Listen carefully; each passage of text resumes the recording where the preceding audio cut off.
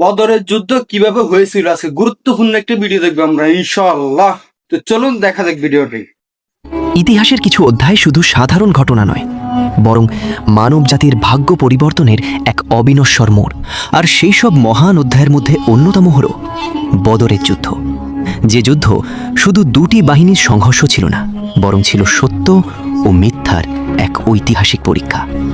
আজ আমরা শুনব সেই মহিমান্বিত বদরের যুদ্ধের সম্পূর্ণ ইতিহাস, যার প্রতিটি ঘটনা আজও ইতিহাসের পাতায় স্মরণীয় হয়ে আছে।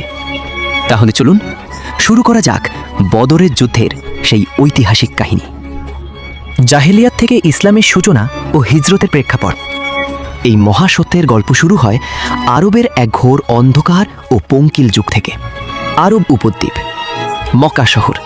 ইসলামের আলোর আগমনের আগে এই সমাজ ছিল গভীর জাহেলিয়াত ও পাপাচারের অন্ধকারে নিমজ্জিত। মানুষ নিজের হাতে গড়া পাথরের মূর্তির সামনে মাথা নত করত।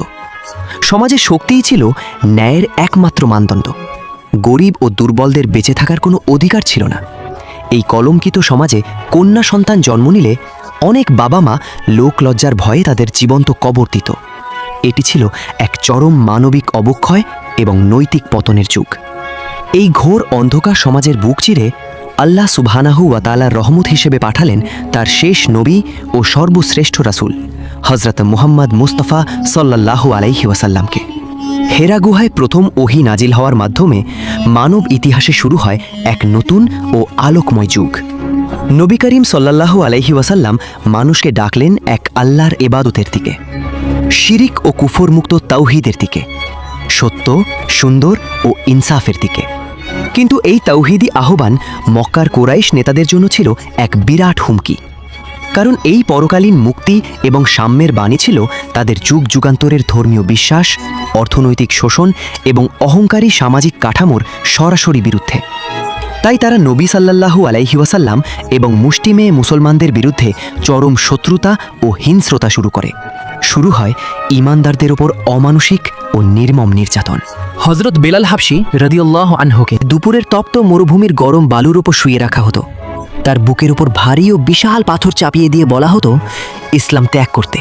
কিন্তু সেই পরাধীন কৃষ্ণকায় সাহাবীর কণ্ঠ থেকে শুধু একটি শব্দই ধ্বনিত হতো, আহাদ আহাদ, আল্লাহ এক, আল্লাহ এক।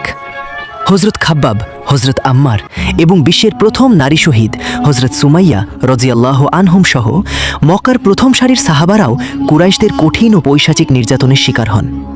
তবুও নিজেদের বুকের তাজা রক্ত ও জীবনের বিনিময়েও ঈমান থেকে তারা এক চুলও ফিরে যাননি। অত্যাচার যখন সহ্যসীমার বাইরে চলে যায়, তখন মহান আল্লাহর পক্ষ থেকে হিজরতের অনুমতি আসে। মুসলমানরা মক্কার মায়া ত্যাগ করে হিজরত করতে শুরু করেন। কিছু সাহাবী প্রথমে আবিসিনিয়া বা হাবুশায় হিজরত করেন। পরবর্তীতে মুসলমানদের প্রধান ও চূড়ান্ত হিজরত হয় মদিনা মুনাওয়ারার দিকে। মদিনায় পৌঁছে বিশ্বনবী সাল্লাল্লাহু আলাইহি ওয়াসাল্লাম একটি আদর্শ ও ইনসাফ ভিত্তিক নতুন সমাজ গঠন করেন। মক্কার মুহাজির ও মদিনার আনসারদের মধ্যে এমন এক গভীর ভাইয়ের সম্পর্ক গড়ে ওঠে যা ছিল ইতিহাসে অনন্য। মদিনার আনসার সাহাবারা নিজেদের সম্পত্তি, ঘরবাড়ি ও ব্যবসার অর্ধেক অংশ মুহাজির ভাইদের হাতে আনন্দে তুলে দেন। এটি ছিল মানব ইতিহাসে ত্যাগের এক অনন্য ও চিরভাস্বর সামাজিক ব্যবস্থা। মদিনায় ইসলাম এখন শুধু ব্যক্তিগত ধর্মীয় বিশ্বাস নয়, বরং একটি সুসংগঠিত রাষ্ট্র ও স্বাধীন সমাজে পরিণত হয়। আর এখানেই ইসলামের ভবিষ্যৎ শক্তির মূল ভিত্তি স্থাপিত হয়। কিন্তু মক্কার কুরাইশরা মদিনার এই শান্তিময় পরিবর্তন ও ইসলামের প্রসার কোনোভাবেই মেনে নিতে পারেনি। তারা মুসলমানদের বিরুদ্ধে মদিনার আশপাশের গোত্রগুলোকে উস্কে দিতে থাকে এবং অর্থনৈতিক অবরোধ সৃষ্টির চেষ্টা করে। তাদের মূল উদ্দেশ্য ছিল মদিনার এই নতুন ইসলামী শক্তিকে শুরু থেকেই ধ্বংস করে দেওয়া। ঠিক এই উত্তেজনাকর সময়ে মক্কার এক বিশাল ও প্রধান বাণিজ্য কাফেলা সিরিয়া থেকে প্রচুর ধনসম্পদ নিয়ে মক্কার দিকে ফিরছিল। এই কাফেলাটি ছিল কুরাইশদের অর্থনৈতিক শক্তির প্রধান মেরুদণ্ড, যার লভ্যাংশ মুসলমানদের বিরুদ্ধে যুদ্ধ তহবিলে ব্যবহার করার পরিকল্পনা ছিল। আর এই অতি মূল্যবান কাফেলার নেতৃত্বে ছিলেন কুরাইশদের তৎকালীন অন্যতম প্রধান নেতা আবু সুফিয়ান। আল্লাহর রাসূল সাল্লাল্লাহু আলাইহি ওয়াসাল্লাম ওহীর মাধ্যমে এই কাফেলা সম্পর্কে জানতে পেরে সাহাবাদের সাথে পরামর্শ করেন। এখানে মনে রাখা প্রয়োজন, মুসলমানদের উদ্দেশ্য কিন্তু কোনো যুদ্ধ করা ছিল না, বরং কৌশলগতভাবে কুরাইশদের বাণিজ্য কাফেলাকে লক্ষ্য করা হয়েছিল। কারণ তারা মুসলমানদের সম্পদ বাজেয়াপ্ত করেছিল এবং মদিনার উপর অর্থনৈতিক চাপ সৃষ্টি করছিল। এটি ছিল একটি অত্যন্ত গুরুত্বপূর্ণ ও কৌশলগত পদক্ষেপ। রাসূলুল্লাহ সাল্লাল্লাহু আলাইহি ওয়াসাল্লামের ডাকে সাড়া দিয়ে প্রায় ৩১৩ জন সাহাবায়ে কেরামের একটি ছোট দল এই অভিযানে অংশ নেন। মুসলমানরা যখন কুরাইশদের বাণিজ্য কাফেলার দিকে অগ্রসর হচ্ছিলেন, তখন সেই খবর মক্কার কুরাইশদের কাছে পৌঁছে যায়। এই কাফেলাটি ছিল তাদের জন্য অত্যন্ত গুরুত্বপূর্ণ, কারণ এতে ছিল বিপুল সম্পদ, যা কুরাইশদের অর্থনৈতিক শক্তির একটি বড় অংশ। কাফেলার নেতৃত্বে ছিলেন আবু সুফিয়ান ইবন হারব। তিনি যখন বুঝতে পারলেন যে মুসলিম বাহিনী কাফেলার কাছাকাছি পৌঁছে যাচ্ছে, তখন তিনি দ্রুত পরিস্থিতি মোকাবিলার চেষ্টা করেন। তিনি একজন দূতকে মক্কায় পাঠিয়ে সাহায্যের আবেদন করেন। খবর পেয়ে কুরাইশরা উত্তেজিত হয়ে ওঠে। তারা শুধু কাফেলা রক্ষার জন্য নয়, বরং মুসলমানদের শক্তি দমন করার উদ্দেশ্যেও একটি বিশাল বাহিনী নিয়ে মক্কা থেকে বেরিয়ে পড়ে। প্রায় ১,০০০ সৈন্য, বিপুল অস্ত্রশস্ত্র, ঘোড়া ও উট নিয়ে তারা বদরের দিকে রওনা হয়। অন্যদিকে আবু সুফিয়ান সতর্কতার সাথে এগিয়ে যাচ্ছিলেন। তিনি পথের খবর সংগ্রহ করে বুঝতে পারেন যে মুসলিম বাহিনী তার কাফেলার অপেক্ষায় আছে। তখন তিনি দ্রুত সমুদ্র উপকূলের দিকের বিকল্প পথ গ্রহণ করেন এবং কাফেলাকে মুসলিম বাহিনীর পথ থেকে সরিয়ে নিয়ে যেতে সক্ষম হন। এরপর তিনি কুরাইশ বাহিনীকে খবর পাঠান, তোমাদের কাফেলা নিরাপদে চলে গেছে, এখন ফিরে যাও। কিন্তু কুরাইশ বাহিনীর নেতা আবু জাহল এই প্রস্তাব মেনে নিতে রাজি হয়নি। সে মনে করেছিল এখন ফিরে গেলে কুরাইশদের শক্তি ও সম্মান ক্ষতিগ্রস্ত হবে। কিছু লোক ফিরে যাওয়ার পক্ষে মত দিলেও আবু জাহল যুদ্ধের সিদ্ধান্তে অটল থাকে। সে চেয়েছিল বদরের ময়দানে গিয়ে মুসলমানদের শক্তি চূর্ণ করতে এবং আরবদের সামনে কুরাইশদের ক্ষমতা প্রদর্শন করতে। এই সিদ্ধান্তই শেষ পর্যন্ত ইতিহাসের গতিপথ বদলে দেয়। অন্যদিকে মুসলমানদের কাছে যুদ্ধের কোনো প্রস্তুতি ছিল না, এমনকি পর্যাপ্ত অস্ত্রশস্ত্র ছিল না। সমগ্র বাহিনীর কাছে ছিল মাত্র ২টি ঘোড়া এবং অল্প কিছু উট। বাহ্যিক সাজ সরঞ্জাম সীমিত হলেও তাদের হৃদয় ছিল আল্লাহর প্রতি নিখাদ ঈমান ও তাওয়াক্কুলে পূর্ণ। মুসলিম বাহিনী মদিনা থেকে মক্কার পথে বদর প্রান্তরের দিকে রওনা হয়। রমজান মাসের প্রচণ্ড গরম, মরুভূমির কঠিন পরিবেশ, রোজার কষ্ট, পানির অভাব এবং শরীরের দুর্বলতা সব কিছু সহ্য করেও তারা দৃঢ় মনোবল নিয়ে এগিয়ে চলেন। তাদের মনে কেবল একটিই অটল বিশ্বাস ছিল, আল্লাহর সাহায্য আমাদের সাথেই আছে। এই কঠিন পরীক্ষার মাঝেই তারা বদরের ঐতিহাসিক প্রান্তরের কাছাকাছি পৌঁছে যান। সেখানে পৌঁছে মুসলমানরা অবস্থান নেন এবং যুদ্ধের এক অনিবার্য প্রস্তুতি শুরু হয়। কিন্তু সেই অসম যুদ্ধ কিভাবে শুরু হবে আর কিভাবে মাত্র ৩১৩ জন মুমিন প্রায় ১,০০০ জনের বিশাল বাহিনীর মুখোমুখি হবেন, সেই রোমাঞ্চকর অধ্যায় নিয়ে আমরা এগিয়ে যাব বদরের ময়দানের দিকে। বদরের ময়দানে সত্য ও মিথ্যার মুখোমুখি সংঘর্ষ এবং অলৌকিক বিজয়। ১৭ই রমজান ২ হিজরি। বদরের মরুপ্রান্তর আজ সম্পূর্ণ নীরব, কিন্তু এই নীরবতার গভীরে জমে আছে পৃথিবীর ইতিহাস চিরতরে বদলে দেওয়ার এক প্রলয়নকারী ঝড়। এক পাশে আল্লাহর তাওহীদের পতাকা হাতে মাত্র ৩১৩ জন জরাজীর্ণ মুমিন, অন্য পাশে আধুনিক অস্ত্রে সজ্জিত, অহংকারে অন্ধ প্রায় ১,০০০ কুরাইশ সৈন্য। বদরের ময়দানে পৌঁছে মুসলিম বাহিনী যখন অবস্থান গ্রহণ করে, তখন হুবাব ইবনুল মুনজির রাদিয়াল্লাহু আনহু কৌশলগত পরামর্শ দেন যে পানির উৎসের কাছাকাছি অবস্থান নেওয়া উচিত। নবী সাল্লাল্লাহু আলাইহি ওয়াসাল্লাম সেই পরামর্শ গ্রহণ করেন এবং মুসলিম বাহিনী এমন স্থানে অবস্থান নেয় যেখানে তারা পানির সুবিধা পায়। এটি ছিল যুদ্ধের সবচেয়ে গুরুত্বপূর্ণ সামরিক সিদ্ধান্ত, যার ফলে মুসলিম বাহিনী পানির উৎসের ওপর পূর্ণ নিয়ন্ত্রণ লাভ করে এবং কাফেররা পানির অভাবজনিত সংকটে পড়ে। যুদ্ধের ঠিক আগের রাতে আকাশ থেকে আল্লাহর বিশেষ রহমত হিসেবে এক পশলা বৃষ্টি নামে। এই বৃষ্টি মুসলমানদের জন্য ছিল আশীর্বাদ, যা মরুভূমির উত্তপ্ত বালুকে শক্ত ও চলাচলের উপযোগী করে তোলে। একই সাথে সাহাবাদের ওপর আল্লাহ এক প্রশান্তিদায়ক তন্দ্রা বা ঘুম নাজিল করেন, যা তাদের সমস্ত ক্লান্তি দূর করে মনকে নির্ভীক করে তোলে, যার বিবরণ পবিত্র কোরআনেও এসেছে। আল্লাহ তাদের ওপর তন্দ্রা নেমে দিয়েছিলেন, যা তাদের হৃদয়কে শান্ত করেছিল এবং কঠিন পরীক্ষার জন্য শক্তি দিয়েছিল। এদিকে কুরাইশ বাহিনী তাদের সংখ্যাধিক্য ও শক্তির অহংকারে অন্ধ ছিল। তাদের প্রধান সেনাপতি ছিল ইসলামের ঘোর শত্রু আবু জাহল। সে মক্কাবাসীদের সামনে গর্ব করে বলেছিল, আমরা বদরে যাব, সেখানে 3 দিন ধরে উট জবাই করব, মদ ও উৎসবের আসর বসাবো। সমগ্র আরব দেখবে আমাদের শক্তি এবং চিরকাল আমাদের ভয় পাবে। কিন্তু আল্লাহর ভাগ্যের লিখন কুরাইশদের এই অহংকারকে ধূলিসাৎ করার পথেই এগোচ্ছিল। আরবের প্রাচীন ও প্রচলিত যুদ্ধরীতি অনুযায়ী মূল যুদ্ধ শুরু হওয়ার আগে উভয় পক্ষের প্রধান বীরদের মধ্যে দ্বন্দ্বযুদ্ধ শুরু হয়। কুরাইশদের পক্ষ থেকে গর্বভরে ময়দানে বুক ফুলিয়ে বের হয় তাদের সেরা 3 জন বীর, উতবা ইবনু রাবিয়া, তার ভাই সাইবা ইবনু রাবিয়া এবং উতবার ছেলে আল ওয়ালিদ। তাদের চ্যালেঞ্জ মোকাবিলা করতে মদিনার কয়েকজন আনসার সাহাবী এগিয়ে এলে কুরাইশা অহংকার করে বলে, তোমাদের সাথে আমাদের কোনো শত্রুতা নেই, মক্কার আমাদের সমকক্ষ কুরাইশদের পাঠাও। তখন রাসূলুল্লাহ সাল্লাল্লাহু আলাইহি ওয়াসাল্লামের নির্দেশে মুসলমানদের পক্ষ থেকে তরবারি হাতে বীরদর্পে সামনে আসেন ইসলামের 3 সিংহ পুরুষ, নবীজির আপন চাচা হযরত হামজা, চাচাতো ভাই হযরত আলী এবং হযরত উবাইদা ইবনুল হারিস রাদিয়াল্লাহু আনহু। মুহূর্তের মধ্যে শুরু হয় সেই ঐতিহাসিক ও রুদ্ধশ্বাস দ্বন্দ্বযুদ্ধ। হযরত হামজা রাদিয়াল্লাহু আনহু চোখের পলকে সাইবাকে তরবারির আঘাতে মাটিতে লুটিয়ে দেন। তরুণ সিংহ হযরত আলী রাদিয়াল্লাহু আনহু অতি সহজে আল ওয়ালিদকে পরাস্ত ও নিহত করেন। তবে প্রবীণ সাহাবী হযরত উবাইদা ইবনুল হারিস রাদিয়াল্লাহু আনহু এবং কুরাইশ নেতা উতবা ইবনু রাবিয়ার মধ্যে তুমুল লড়াই হয়। উভয়ই এতে মারাত্মকভাবে আহত হন। উবাইদা রাদিয়াল্লাহু আনহুকে আহত অবস্থায় সাহাবীরা যুদ্ধক্ষেত্র থেকে সরিয়ে নিয়ে যান। পরে তিনি যুদ্ধের পরপরই শাহাদাত বরণ করেন। এই প্রথম আঘাতেই কুরাইশদের আত্মবিশ্বাস পুরোপুরি ভেঙে যায় এবং যুদ্ধের মানসিক ভারসাম্য মুসলমানদের পক্ষে চলে আসে। দ্বন্দ্বযুদ্ধের পরপরই শুরু হয় মূল সাধারণ যুদ্ধ। রাসূলুল্লাহ সাল্লাল্লাহু আলাইহি ওয়াসাল্লাম সাহাবাদের কাতার সোজা করে নির্দেশ দেন, কাফেররা একদম কাছে না আসা পর্যন্ত যেন কেউ তীর না ছোড়ে। এরপর মুসলিম বাহিনী আল্লাহু আকবার ধ্বনিতে সিংহের মতো শত্রুর ওপর ঝাঁপিয়ে পড়ে। ময়দান তীব্র ধুলোবালিতে ঢেকে যায়। হাজারো তলোয়ার, ঢাল এবং তীরের ভয়াবহ সংঘর্ষে বদরের আকাশ বাতাস ঠাড়ি হয়ে ওঠে।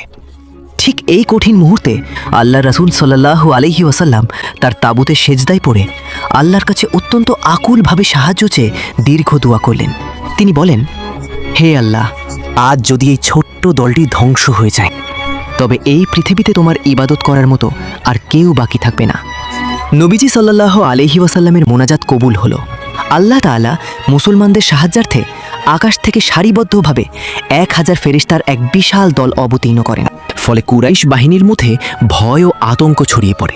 যুদ্ধের এক অত্যন্ত কঠিন মুহূর্তে আল্লাহ রাসূল সাল্লাল্লাহু আলাইহি ওয়াসাল্লাম মাটি থেকে এক মুঠো বালু ও ছোট পাথর নিজের হাতে তুলে নিলেন এবং কুরাইশ বাহিনীর দিকে ছুঁড়ে মেরে বললেন, শাহাতিল উজুহ, অর্থাৎ এই চেহারাগুলো ধ্বংস হোক। আল্লাহর অলৌকিক কুদরতে সেই সামান্য বালু এক বিশাল ধূলিঝড়ে রূপ নিয়ে সরাসরি প্রত্যেকটি কাফের সৈন্যের চোখ আর নাকে গিয়ে আঘাত করল। মুহূর্তের মধ্যে পুরো শত্রু বাহিনী অন্ধ ও দিশেহারা হয়ে পড়ল। ফলে কুরাইশ বাহিনীর মধ্যে শৃঙ্খলা ভেঙে যায় এবং তারা বিশৃঙ্খল হয়ে পড়ে। যদিও তারা সংখ্যায় বেশি ছিল, যুদ্ধের সবচেয়ে গুরুত্বপূর্ণ অংশে ছিল কুরাইশ বাহিনীর প্রধান নেতা আবু জাহল ও শক্তিশালী অংশ।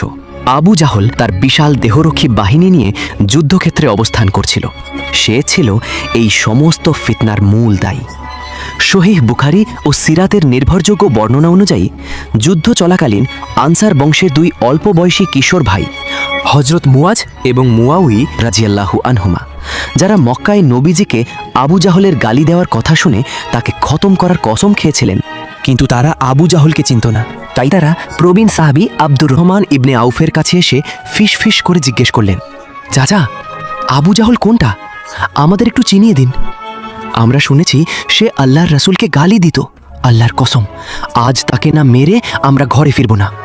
ইশারা পাওয়া মাত্রই এই 2 বীর শিশু বাজ পাখির মতো সরাসরি আবু জাহলের ওপর ঝাঁপিয়ে পড়লেন এবং তাদের ছোট ছোট তলোয়ারের তীব্র আঘাতে মক্কার সবচেয়ে বড় অহংকারী নেতাকে মাটিতে ধূলিসাৎ করে দিলেন।